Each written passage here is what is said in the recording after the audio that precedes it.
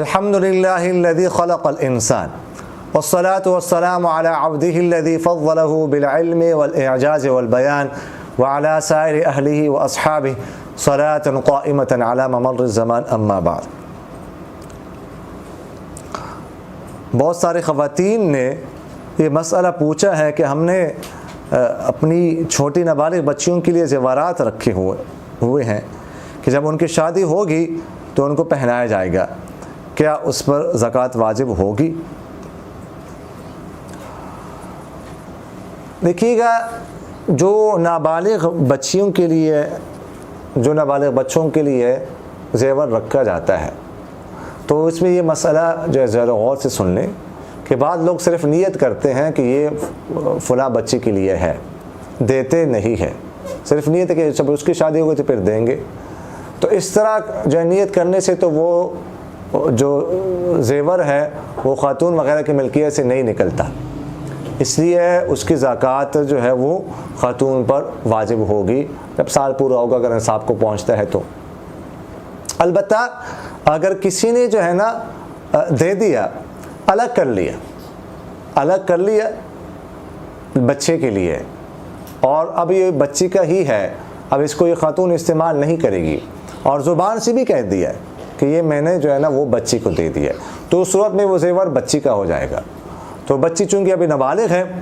اس لیے اس پر زکوٰۃ واجب نہیں ہوگی، اگرچہ وہ نصاب تک پہنچتا ہو، اگرچہ وہ 10 تولے ہو، 7.5 تولے سے زیادہ ہو، 15 تولے ہو، 20 تولے ہو، یہ بچی کا ہو جائے گا۔ اس لیے کہ فقہاء نے مسئلہ لکھا ہے کہ والدین جو ہے اپنی نابالغ اولاد کو اگر کوئی چیز گفٹ کرنا چاہتے ہوں تو ان کو قبضہ کرانا، ان کی ملکیت میں دے دینا ضروری نہیں ہے، بلکہ زبان سے کہہ دیں تو بس وہ ان کو وہ چیز نابالغ اولاد کو ہبہ ہو جائے گی۔ اب باقی جو ہے ان کی طرف سے قبضہ، یہ جو والدین کا قبضہ ہے یہ اولاد کی طرف سے ہو،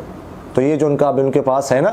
تو یہ گویا کہ اولاد کی طرف سے قبضہ شمار ہوگا، اب وہ چیز اولاد کی ہو گئی، لیکن اب اس کو جو ہے نا وہ والدین اس کو پھر استعمال نہ کرے، وہ چیز جو ہے وہ بچے کی ہو گئی۔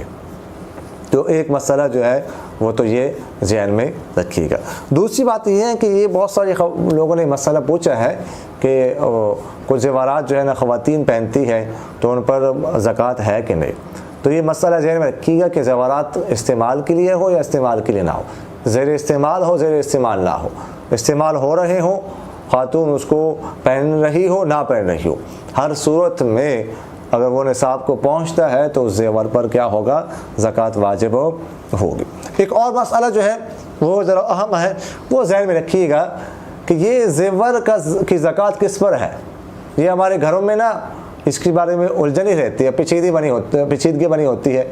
کہ کس یہ زیور خاتون کا ہے یا شوہر کا ہے، بیوی کا، شوہر کا، سسرال کا ہے، کس کا ہے۔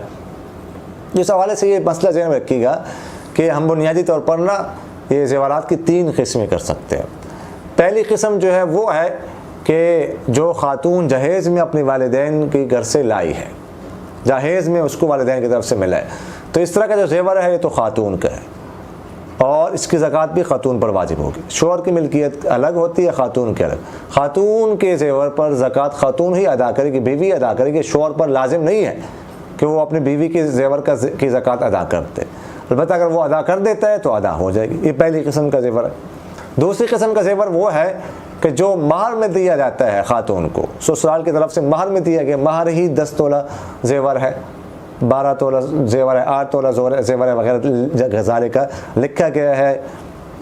فارم میں اور بولا گیا ہے۔ جب مولانا صاحب نکاح پڑھاتے ہیں اس وقت بول دیں کہ یہ اتنے زیور کے بدلے میں آپ سے نکاح ہو رہا ہے، تو یہ جو زیور ہے یہ بھی خاتون کا ہے، ٹھیک ہے، اور اس کی زکوٰۃ بھی خاتون پر واجب ہوگی۔ تیسری قسم کا زیور جو ہے نا وہ نہ تو وہ ہے جو جہیز میں اس کو ملا ہے اور نہ ہی مہر میں اس کو ملا ہے، بلکہ شادی کے بعد سسرال کی طرف سے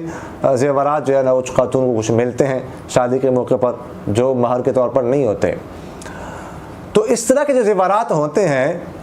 یہ اس طرح کے زیورات یہ خاتون کے پاس عاریتاً ہوتے ہیں، مل کر نہیں ہوتے۔ یہ اصلاً یہ زیورات خاتون کے نہیں ہوتے، یہ سسرال کے ہوتے ہیں۔ تو اس لیے اس کی جو زکوٰۃ ہوگی وہ بھی خاتون پر واجب نہیں ہوگی، چونکہ خاتون اس کے مالک نہیں ہے، وہ سسرال کے شمار ہوں گے اور سسرال کے ذمے ہی اس کی زکوٰۃ جو ہے وہ واجب ہوگی۔ تو اس لیے سب سے بہتر یہ ہے کہ اصل جو ہے نا ہر چیز میں نے تعیین کرنے چاہیے کہ یہ میری ہے، یہ میرے بیوی کی ہے، یہ فلاں کی چیز ہے، یہ فلاں کی چیز ہے۔